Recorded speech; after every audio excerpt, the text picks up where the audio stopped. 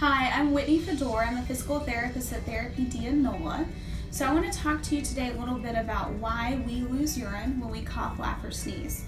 So I want to connect the dots. So here you will see this picture. So I want you to take notice. So within this picture, it's kind of like a can. You can't notice that. So you have diaphragm on the top, pelvic floor on the bottom, multifidus is in the back, helping to stabilize your spine, and your abs are in the front, helping to stabilize everything as well. So what happens when we cough, laugh, or sneeze?